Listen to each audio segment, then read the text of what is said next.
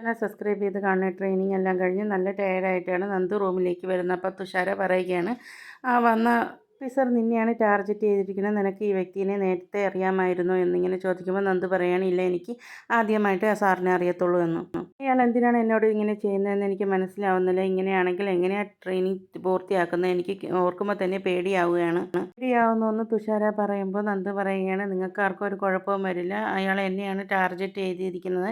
നാട്ടിലായിരുന്നെങ്കിൽ എന്നെ ആരെങ്കിലും നാവ് കൊണ്ടോ പ്രവൃത്തി കൊണ്ടോ എന്തെങ്കിലും ചെയ്തിട്ടുണ്ടെങ്കിൽ ആണായിരുന്നാലും പെണ്ണായിരുന്നാലും ഞാൻ വെറുതെ വിടത്തില്ലായിരുന്നു. എനിക്ക് ചെറിയൊരു കൈപ്പിഴ പറ്റിയാൽ പോലും എസ് ഐ ആവുന്നുള്ള മോഹം പൊലിഞ്ഞു പോവുകയായിരിക്കും ചെയ്യുന്നത്. അതുകൊണ്ട് എങ്ങനെയെങ്കിലും പിടിച്ചു നിന്നേ പറ്റുള്ളൂ എന്ന് നന്ദു പറയുകയാണേ. തുഷാര പറയുകയാണ്, ഇനി എങ്ങനെയാണ് പിടിച്ചു നിൽക്കുന്നതെന്ന് അറിയില്ല, ഇനി ഏതൊക്കെ രീതിയിൽ അദ്ദേഹം ഉപദ്രവിക്കുന്നു അറിയത്തില്ല. പറയുകയാണ്, സാരമില്ല, ട്രെയിനിങ് എല്ലാവർക്കും കഷ്ടപ്പാടായിരിക്കും, എങ്ങനെയെങ്കിലും പിടിച്ചു നിൽക്കണം, അതേ ഒരു മാർഗ്ഗമുള്ളൂ. അല്ലെങ്കിൽ വീട്ടിലുള്ളവർക്കും സങ്കടമാവും. എൻ്റെ ഇഷ്ടപ്രകാരമായിട്ടാണ് ഞാൻ എസ് ഐ ആവാൻ വേണ്ടി വന്നത്. ആർക്കൊരു താല്പര്യമില്ലായിരുന്നു, എൻ്റെ ഇഷ്ടത്തിനാണ് ഞാൻ വന്നത്, അതുകൊണ്ട് എങ്ങനെയെങ്കിലും പിടിച്ചു നിന്നേ പറ്റുള്ളൂ എന്ന് നന്ദു പറയുകയാണ്. ആദർശിനെയാണ് കാണിക്കുന്നത്. ചന്തമുള്ള കാര്യത്തിൽ ആദർശ് ആകെ ടെൻഷനായിട്ടിരിക്കുകയാണ്. ജോലിയുടെ കാര്യത്തിൽ പോലും ഒരു ശ്രദ്ധയില്ല. സമയത്ത് അനി കയറി വരികയാണ്. വന്നിട്ട് അനിയാണെങ്കിൽ ആദർശിൻ്റെ അടുത്ത് ചോദിക്കുകയാണ്, ഞാൻ ആദർശേട്ടന് ഒരു വീഡിയോ കാണിച്ച് തന്നല്ലോ, എന്നിട്ട് എൻ്റെ ഭാഗത്ത് തെറ്റ് എന്ന് പറഞ്ഞതല്ലാതെ അതിലൊരു കാര്യം ആദർശേട്ടൻ ചെയ്തില്ലല്ലോ എന്ന്.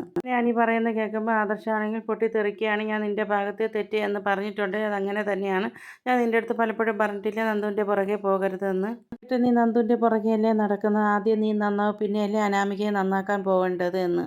ഇനിയാണെങ്കിൽ ആദർശിൻ്റെ ചോദിക്കുകയാണ്, ആദർശേട്ടൻ എന്താ ഇങ്ങനെ സംസാരിക്കുന്നത്, ഇങ്ങനെയുള്ള കാര്യങ്ങളിലൊന്നും ആദർശേട്ടൻ ന്യായീകരിക്കാൻ പോകുന്നതല്ലല്ലോ, പിന്നെ എന്താ ഇങ്ങനെ സംസാരിക്കുന്നതെന്ന്.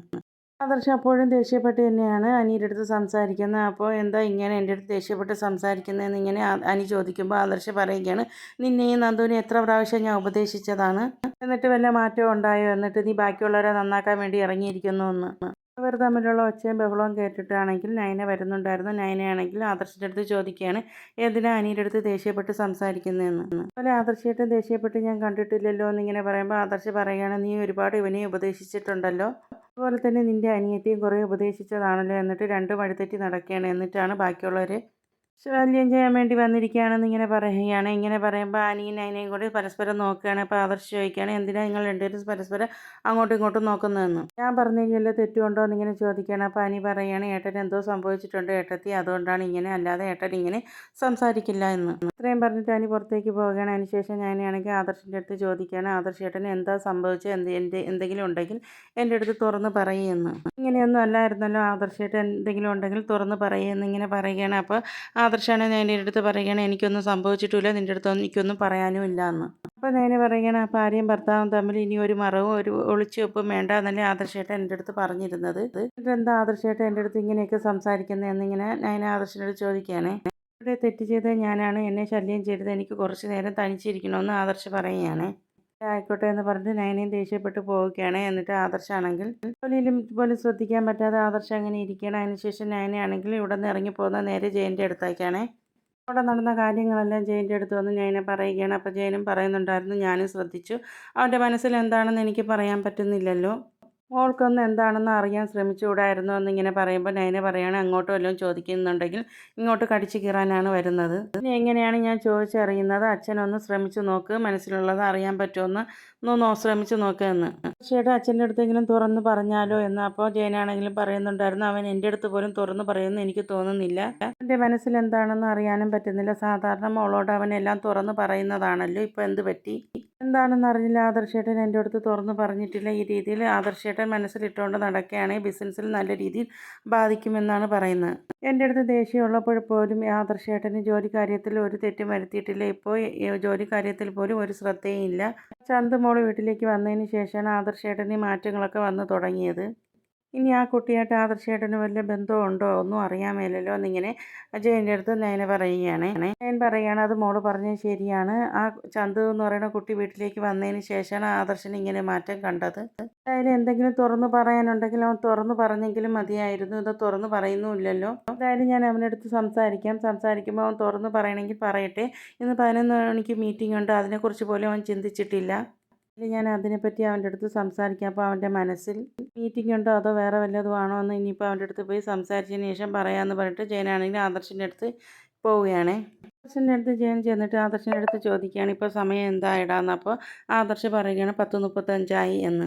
25 മിനിറ്റ് കൂടി കഴിഞ്ഞിട്ടുണ്ടെങ്കിൽ ആ കാര്യമാണെന്ന് ഇങ്ങനെ പറയുമ്പോൾ ആദർശ് ചോദിക്കുകയാണ് എന്ത് കാര്യമാണെന്ന്. എന്താ വെച്ചാൽ കാര്യം എനിക്ക് പറയുന്നത് മനസ്സിലാവുന്നില്ല എന്നിങ്ങനെ പറയുമ്പോൾ ജയൻ പറയുന്നുണ്ടായിരുന്നു 11 മണിക്ക് നീ ഒരു മീറ്റിംഗ് വെച്ചിരുന്ന കാര്യം നീ മറന്നു പോയായിരുന്നു അന്ന്. സാധാരണ മീറ്റിംഗ് വെച്ചാൽ നീയാണ് എല്ലാവരെയും ഓർമ്മപ്പെടുത്തുന്നത്, എന്താ നിനക്കിപ്പോൾ എന്താ ഓർമ്മയില്ലേ എന്നിങ്ങനെ ജയൻ ചോദിക്കുന്നുണ്ടായിരുന്നേ. അപ്പോൾ അങ്ങനെ ഒരു മീറ്റിംഗ് ഉണ്ടായിരുന്നു വെച്ചാൽ അതെനിക്ക് ആ കാര്യം മറന്നുപോയി, ഇന്നത്തെ മീറ്റിങ്ങിൽ അച്ഛൻ അറ്റൻഡ് ചെയ്യണം. എനിക്ക് മീറ്റിംഗ് അറ്റൻഡ് ചെയ്യാൻ പറ്റിയ മാനസികാവസ്ഥയല്ല എന്നിങ്ങനെ പറയുമ്പോൾ ജയൻ ചോദിക്കുകയാണ് നിനക്ക് എന്താടാ പറ്റിയെന്ന്. എന്തെങ്കിലും ഉണ്ടെങ്കിൽ തുറന്ന് പറയുന്നത് ജയൻ പറയുമ്പോൾ ആദർശ് പറയുകയാണ് എനിക്ക് ഒറ്റയ്ക്ക് ഇരിക്കാനാണ് അച്ഛാ തോന്നുന്നതെന്ന്. ഒറ്റയ്ക്ക് ഇരിക്കാമെന്ന് പറഞ്ഞ് നോക്കിയപ്പോൾ ഭാര്യയും അനിയൊക്കെ ആണെങ്കിൽ ശല്യം ചെയ്തുകൊണ്ട് വരികയാണെന്ന് ആദർശ് പറയുകയാണ്. ജയൻ ചോദിക്കുകയാണ് അപ്പോൾ ആ നയനയും ആനിയൊക്കെ നിനക്ക് എന്നാടാ ശല്യമായി തുടങ്ങി, നിൻ്റെ മനസ്സിൽ എന്താ എന്തെങ്കിലും ഉണ്ടെങ്കിൽ തുറന്ന് പറയുമെന്ന് പറയുകയാണ്. ആദർശ് പറയുകയാണ് എൻ്റെ ജീവിതത്തിൽ ഇതുപോലൊരു പ്രതിസന്ധിയിൽ ഇതുപോലൊരു സമയത്തിൽ ഞാൻ കടന്നു പോയിട്ടില്ല എന്നിങ്ങനെ പറയുകയാണ്. എന്ത് പ്രതിസന്ധി എന്നാണ് നീ പറയുന്നത്? ഇപ്പോൾ നമ്മുടെ കമ്പനി ആണെങ്കിലും നല്ല രീതിയിലല്ലേ മുന്നോട്ട് പോകുന്നത്. വിചാരിച്ചതിനേക്കാളും നമുക്ക് ഇരട്ടി പ്രോഫിറ്റ് കിട്ടുന്നുണ്ട്. ഒരു ബിസിനസ്സുകാരന് സന്തോഷിക്കാൻ ഇത്രയും കിട്ടിയാൽ പോരെ എന്ന് ആദർശിൻ്റെ അടുത്ത് ജയൻ ചോദിക്കുന്നുണ്ട്. നീ എന്തിനാ ഇങ്ങനെ ടെൻഷൻ അടിക്കുന്നതെന്ന് ജയൻ ചോദിക്കുമ്പോൾ ആദർശ് പറയുകയാണ് ആ കാര്യം എങ്ങനെയാണ് അച്ഛൻ്റെ അടുത്ത് ഞാൻ പറയുന്നതെന്ന് എനിക്കറിയത്തില്ല.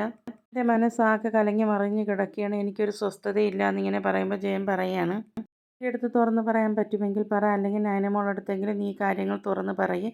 നയനമോളുടെ സങ്കടം കൊണ്ടാണ് ഞാൻ നിൻ്റെ അടുത്ത് സംസാരിക്കാമെന്ന് പറഞ്ഞ് ഇങ്ങോട്ട് വന്നതെന്ന്. ആദർശ് ചോദിക്കുകയാണ് ഈ കാര്യങ്ങളൊക്കെ എന്തിനാണ് അവൾ അച്ഛൻ്റെ അടുത്ത് ഇങ്ങനെയൊക്കെ സംസാരിക്കുന്നതെന്ന്. അപ്പോൾ ജയൻ പറയുന്നുണ്ടായിരുന്നു അവൾ നിന്നെ കുറ്റപ്പെടുത്തിയതല്ല, അവൾ നിനക്ക് മനസ്സിലെന്തോ സങ്കടം ഉണ്ടെന്ന് എൻ്റെ അടുത്ത് പറഞ്ഞേച്ചാണ് അന്വേഷിച്ചറിയാൻ വേണ്ടിയെന്ന്.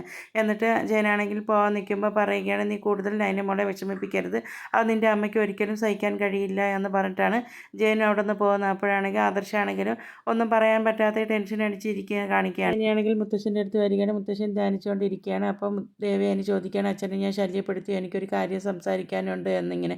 അപ്പോൾ മുത്തശ്ശൻ പറയുകയാണ് എനിക്ക് മനസ്സിലായി, നീ എന്തോ കാര്യം സംസാരിക്കാൻ വന്നതാണെന്ന് പറഞ്ഞു എന്ന് പറയുകയാണ്. അപ്പോൾ ദേവയാനി പറയാണ് ആദർശിൻ്റെ സ്വഭാവത്തിൽ ഭയങ്കര മാറ്റമാണ്, ചന്തുമോൾ വന്നതിന് ശേഷമാണ് അവൻ്റെ സ്വഭാവത്തിൽ ഇത്രയും വലിയ മാറ്റം, ഇനി നമ്മുടെ അടുത്ത് കള്ളമൊന്നും പറയാത്തതാണല്ലോ എന്ന്. അപ്പോൾ മുത്തശ്ശൻ പറയണ ആദർശിന് വല്ല കുഴപ്പമുണ്ടെങ്കിൽ അവൻ അന്വേഷിച്ചുകൊള്ളും, അതിന് പരിഹാരം ഞാൻ തിരക്കേണ്ട ആവശ്യമില്ല എന്നിങ്ങനെ പറയുകയാണ്. അതിനുശേഷം ദേവയാനി പറയണം ആദർശിന് ഭയങ്കര മാറ്റമാണ്, അവൻ കമ്പനി കാര്യത്തിൽ പോലും നല്ല രീതിയിൽ ശ്രദ്ധിക്കുന്നില്ല, രാവിലെ ഫുഡ് പോലും നല്ല രീതിയിൽ കഴിക്കുന്നില്ല, കഴിക്കാതെയാണ് അവൻ പോകുന്നത്, നയനമോളടുത്ത് അവന് ഭയങ്കര ദേഷ്യമാണ് എന്നിങ്ങനെ പറയുകയാണ്. ഇങ്ങനെ പോവുകയാണെങ്കിൽ കമ്പനിക്കാരിയെല്ലാം താറുമാറാകും എന്നിങ്ങനെ പറയണം. അപ്പോൾ മുത്തശ്ശൻ ചോദിക്കുകയാണ് അവൻ രാവിലെ ഫുഡ് പോലും കഴിക്കാതെയാണോ പോകുന്നത്, നിങ്ങൾക്ക് അവൻ്റെ അടുത്ത് കാര്യങ്ങൾ എന്താണെന്ന് തിരക്കിക്കൂടായിരുന്നോ എന്നിങ്ങനെ ചോദിക്കുമ്പോൾ ഇനി പറയുകയാണ് അവൻ കാര്യം തിരക്കുന്നവരെല്ലാം ദേഷ്യപ്പെടുകയാണ് ചെയ്യുന്നത്, അവൻ്റെ സ്വഭാവത്തിന് വല്ലാത്ത മാറ്റമാണ് സംഭവിച്ചിരിക്കുന്നതെന്ന്. അപ്പോൾ മുത്തശ്ശൻ പറയുകയാണ് അവൻ വരട്ടെ, അവൻ വന്നിട്ട് അവൻ്റെ അടുത്ത് കാര്യങ്ങളൊക്കെ സംസാരിക്കാൻ ഞാൻ എന്താണെന്ന് അന്വേഷിക്കാമെന്ന് പറയുകയാണ്. അതിനുശേഷം ദേവയാനി പറയുന്നുണ്ടായിരുന്നു എനിക്ക് നേനമോളുടെ സങ്കടം സഹിക്കാൻ വയ്യ, ആ കുട്ടി പാവമാണ് എന്ന് പറഞ്ഞിട്ട് ദേവയാനി അവിടെ നിന്ന് പോകും. അപ്പോൾ മുത്തശ്ശിയാണെങ്കിൽ മുത്തശ്ശൻ്റെ അടുത്ത് ചോദിക്കുകയാണ് ഇവിടെ എന്താ നടക്കുന്നത്, ഇദ്ദേഹത്തിന് എൻ്റെ അടുത്ത് എന്തെങ്കിലും പറയാനുണ്ടോ എന്ന്.